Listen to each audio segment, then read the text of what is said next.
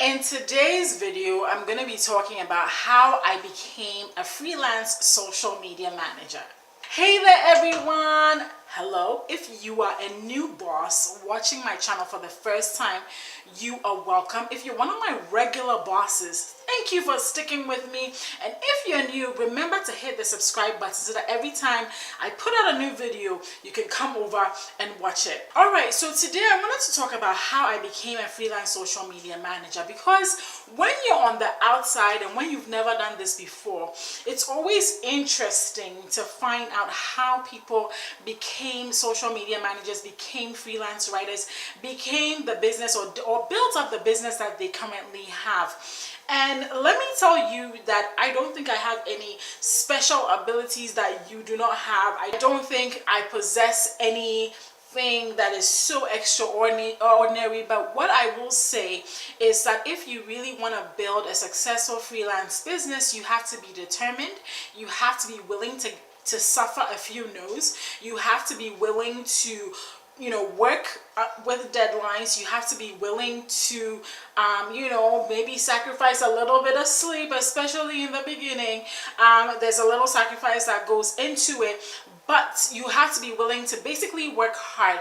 And if you're willing to work hard, then you can make a freelance career work for you. Now, how it happened for me was that since I think 2011, I found out about people working online, and to be honest with you, I had never heard of such a thing. I never even thought that such a thing was possible. But back in 2011, I realized there were people that were earning really good incomes online, and this was something that I wanted to know more about. So I started to read a lot of blogs. I watched a lot of YouTube channels. I watched people like Lisa Irby. I started following people like Ramit Sethi of I Will Teach You to Be Rich. I later on found out about Pat Flynn.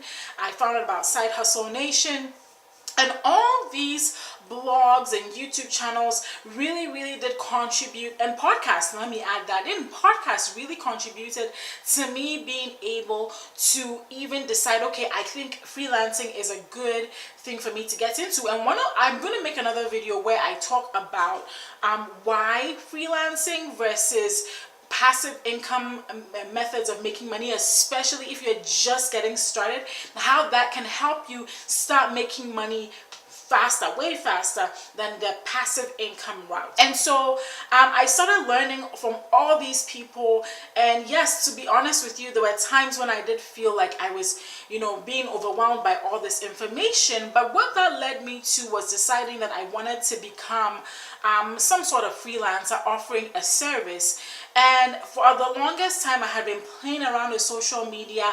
I started my own blog in 2014. Yes, I had my son in 2013, so I started my blog in 2014, so that's almost 4 years right now.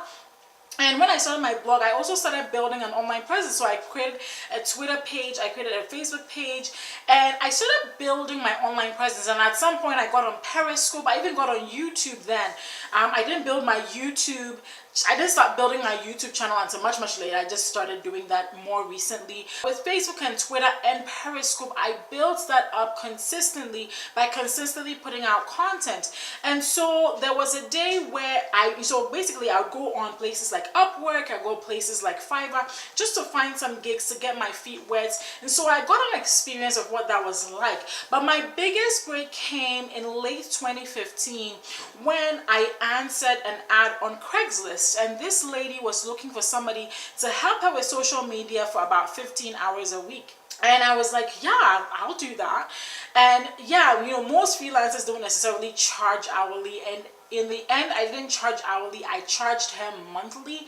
And we started out, I think, around $300 per month. So that's how much she was paying me.